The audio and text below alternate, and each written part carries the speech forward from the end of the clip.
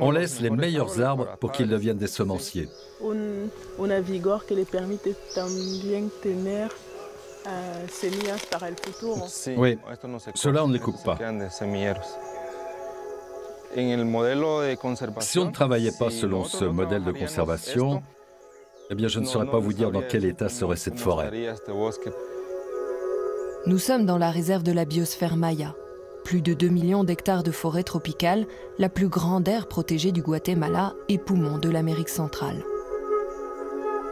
La civilisation maya a disparu voici 1000 ans, mais ceux qui habitent désormais ces forêts savent qu'ils ont eu de prestigieux ancêtres.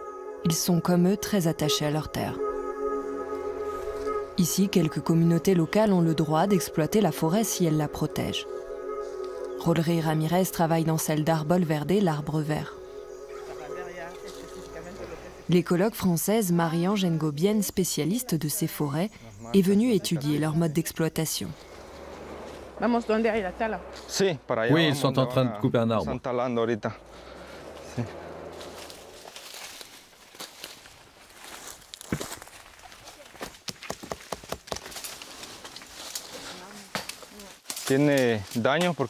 Il est abîmé. Il est rongé de l'intérieur par une fourmilière et certaines de ses branches sont mortes.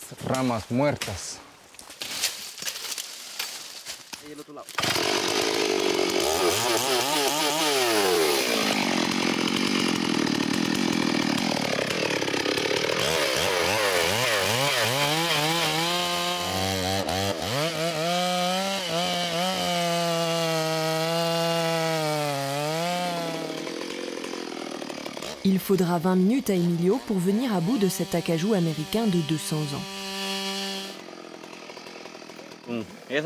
Avec les coins qu'on utilise pour soulever le tronc, ils finissent toujours par tomber.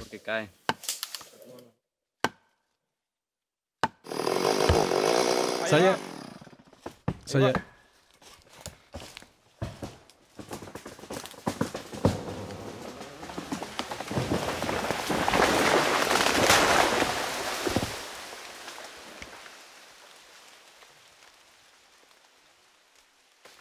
Ce bois, parfaitement traçable, partira aux États-Unis ou en Europe, avec un label de gestion durable. Pas trop fatigué? Là, un peu. Mais je me reposerai le temps d'arriver au prochain arbre. Avec la balade, on récupère de la fatigue.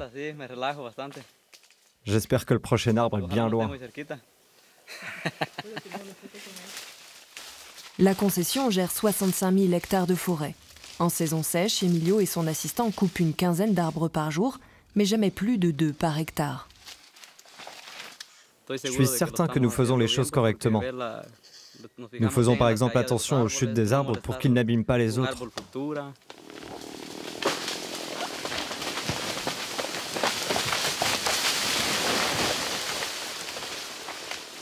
L'essentiel du travail se fait à pied.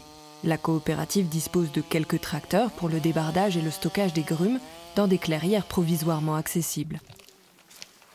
Mieux vaut une forêt exploitée raisonnablement plutôt que laissée à l'abandon en proie aux activités humaines clandestines. Au Guatemala, il existe 13 concessions forestières, fruit d'un accord entre l'État et les populations locales en 1996, à la fin de la guerre qui avait ravagé le pays. Accordées pour 25 ans, elles ont permis, bien mieux qu'ailleurs, de conserver la jungle. Les communautés vivent de cette nature sans en abuser. Une exploitation intelligente avec comme objectif de préserver la forêt au maximum. La machine passe, puis après la coupe, on referme tous les chemins, tout ce qu'on a détruit et on replante des arbres. Pour que la nature n'ait pas à tout faire toute seule, ainsi elle récupère plus vite.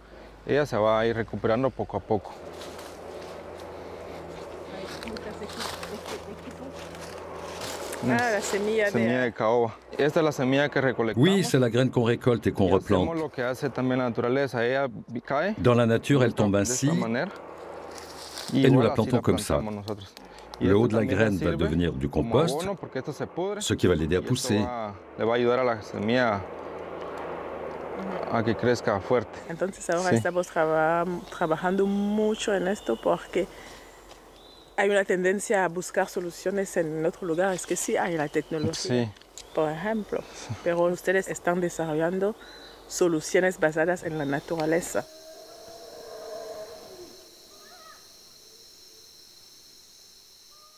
Malgré l'exploitation, la forêt est en bonne santé, comme en témoignent ces singes hurleurs. C'est la première fois que Rolleré et son équipe prélèvent des arbres sur cette parcelle. Ils ne reviendront pas avant 30 ans, le temps de laisser la nature se réinstaller.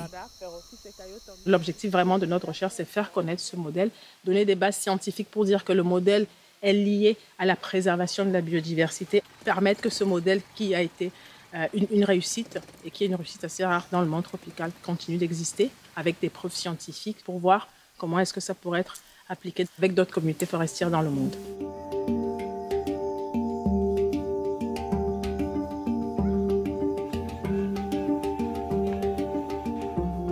Après une journée à 40 degrés, retour au camp de base. Il est occupé toute l'année par des équipes qui se relaient. Les 340 familles associées de la coopérative ne possèdent aucun titre de propriété, mais elles peuvent y travailler et même embaucher des ouvriers pour exploiter le bois.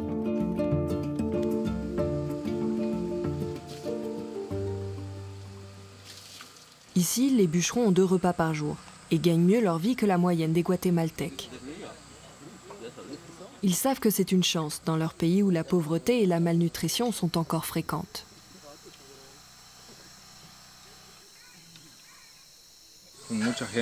J'ai travaillé avec de nombreux collègues qui ont commencé en 2015 avec moi.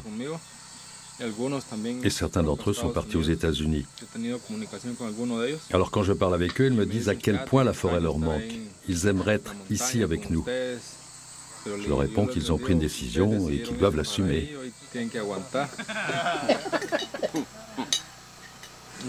Même pas en rêve les États-Unis. On ne touche peut-être pas beaucoup d'argent, mais on survit et on s'en sort.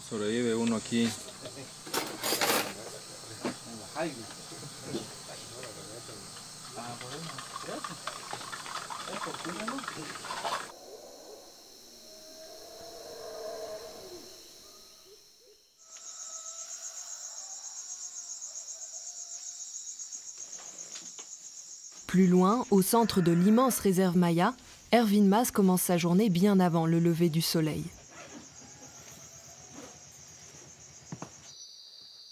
Lui est descendant direct des Mayas.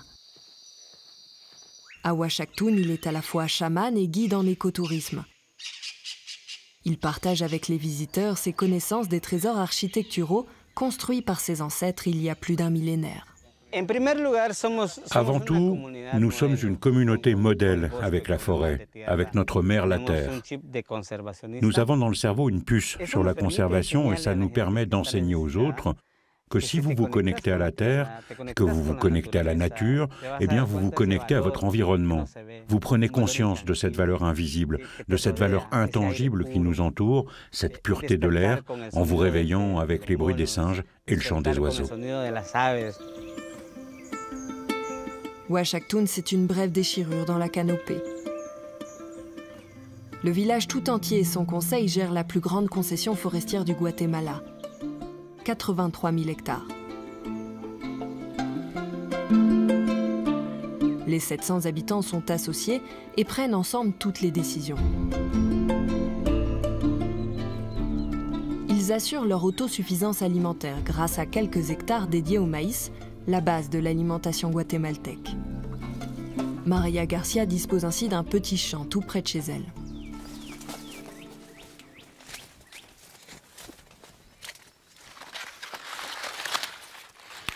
Nous sommes 350 familles et nous avons le droit de cultiver un petit lopin de terre. Pas assez pour faire une ferme. Il s'agit de ne pas utiliser une trop grande quantité de forêt, mais juste pour la consommation de la famille.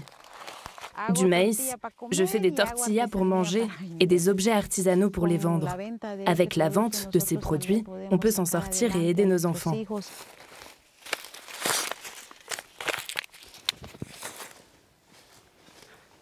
Là, c'est la zone où tu cueilles?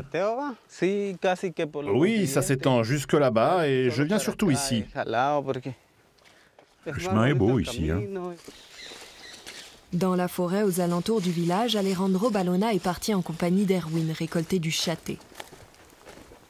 Ce sont de petites palmes vertes et brillantes qui se conservent 40 jours après la coupe et sont très appréciées dans les bouquets aux États-Unis.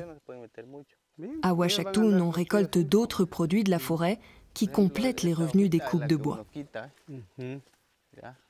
Tu vois par exemple cette feuille-là, elle est bonne. En revanche, celle-ci ne se coupe pas. Elle est trop jeune.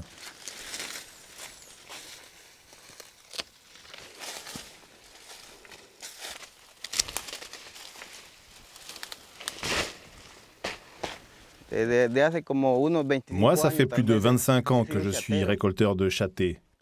C'est mon unique travail.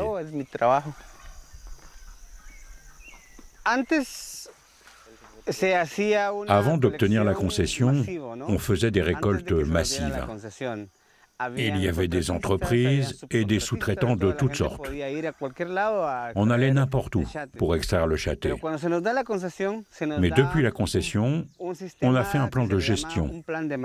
Désormais, on coupe en qualité et non en quantité. Il y a des zones dans le plan de gestion où il n'y aura pas d'extraction, car on a créé des zones de récolte et des zones de conservation. Ces zones sont soigneusement répertoriées et connues de tous. Il ne viendrait à l'idée de personne de ne pas les respecter et de toucher ainsi aux intérêts de la collectivité. De retour au village, la palme de châté est triée et soigneusement emballée. Un travail essentiellement réalisé par les femmes, dont celle d'Alejandro.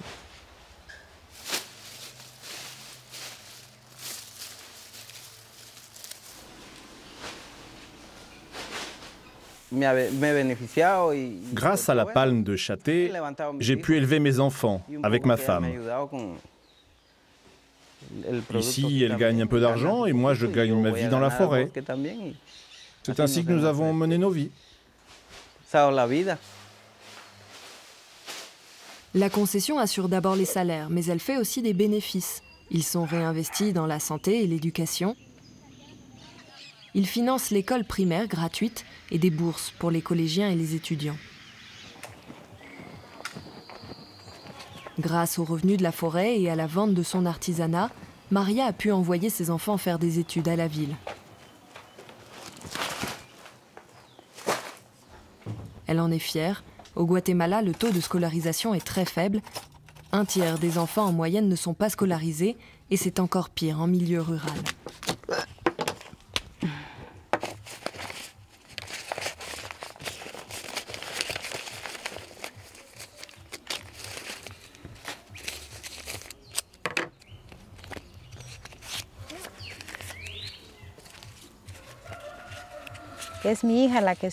Ma fille a déjà son diplôme et mon fils est à l'école. Il étudie pour apprendre quelque chose et demain il trouvera sa place. Non pas en tant que simple ouvrier, mais en tant que professionnel qualifié.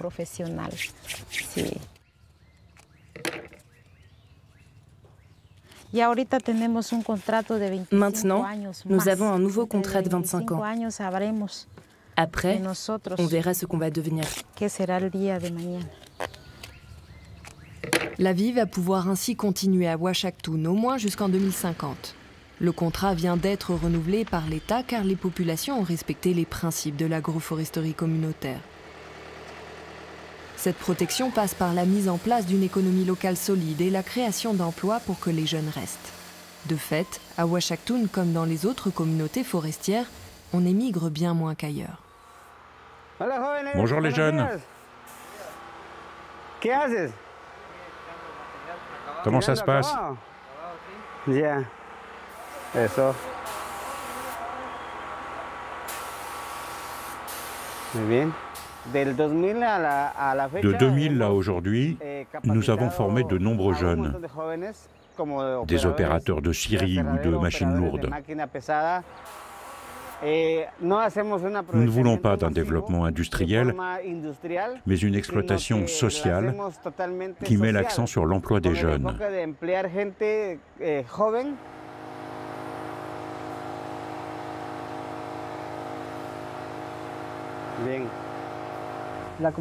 La communauté offre à toutes les familles la possibilité de vivre dignement, en tirant le meilleur parti des ressources, sans endommager la forêt et sans avoir d'impact.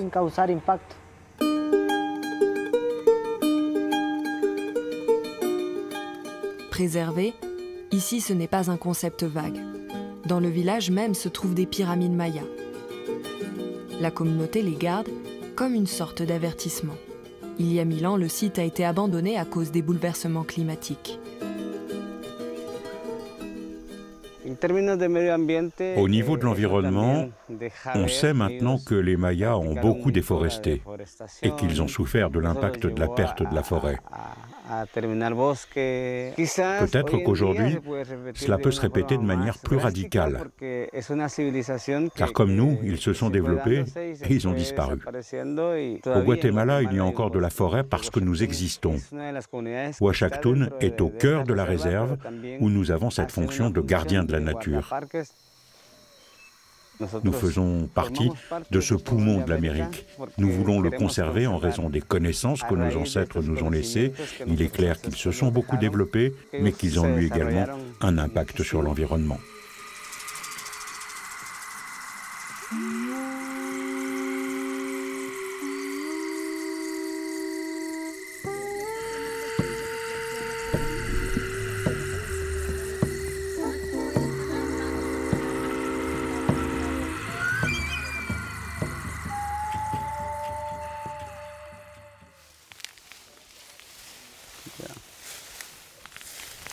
Attention.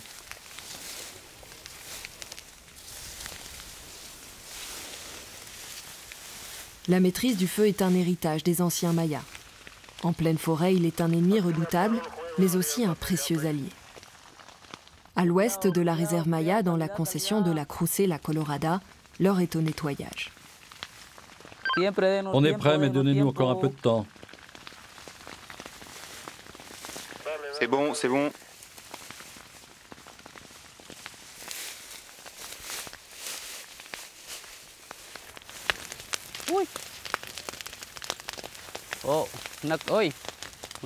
Attention, il y a un serpent.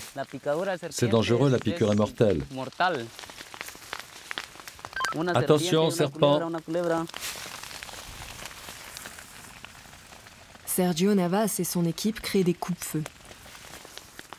Ils débarrassent ainsi de vastes zones des herbes facilement inflammables.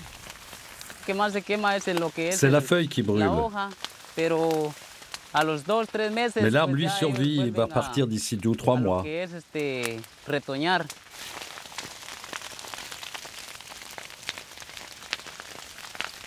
On va faire une brèche.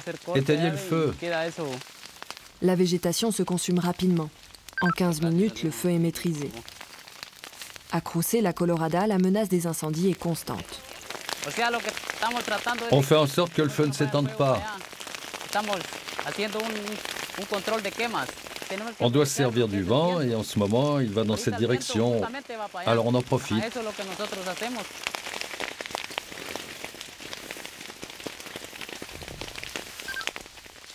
C'est bon, tout est sous contrôle.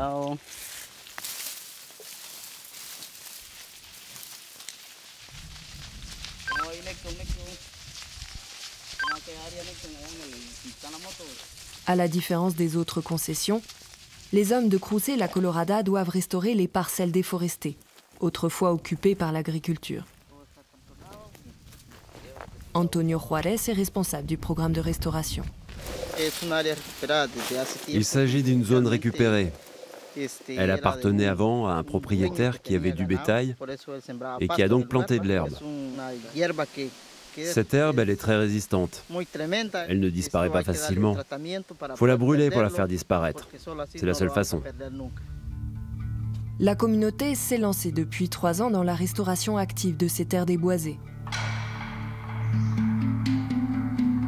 Depuis longtemps déjà, les bovins ont été expulsés. et les hommes aident la forêt à reprendre ses droits en plantant de jeunes arbres. Quand il n'y a pas de concessions et des populations pour protéger la jungle, des bovins et des monocultures déforestent et s'approprient les terres de la réserve. Les habitants de Cruce la Colorada se battent contre cela. Le bétail a amené plusieurs problèmes, même des conflits.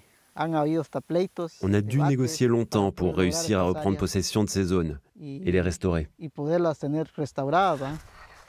Les habitants de Cruce la Colorada se préoccupent aussi de la faune sauvage. Chaque semaine, Antonio analyse les images de ses caméras d'observation placées stratégiquement à l'entrée des zones en cours de reforestation.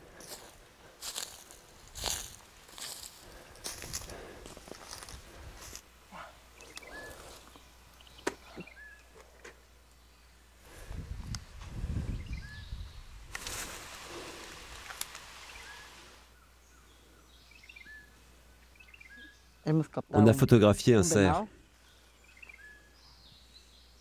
La réalité, c'est que l'herbe est progressivement éliminée et que les animaux reviennent là où ils étaient auparavant.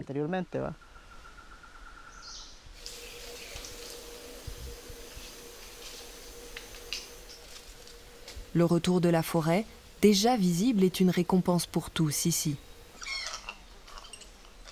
Un avenir est désormais possible après bien des difficultés.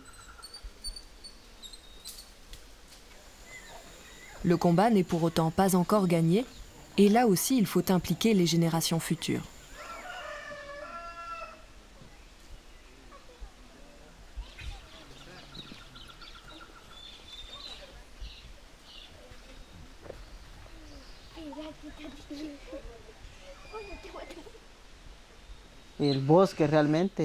Dans la forêt, vraiment, lorsqu'on se rend compte de tous les animaux qui y sont revenus, on se sent bien. On voit aussi que nos enfants comprennent vraiment ce que nous faisons pour tout ce qui concerne la restauration. Et cela nous motive tous, en tout cas la grande majorité de la communauté.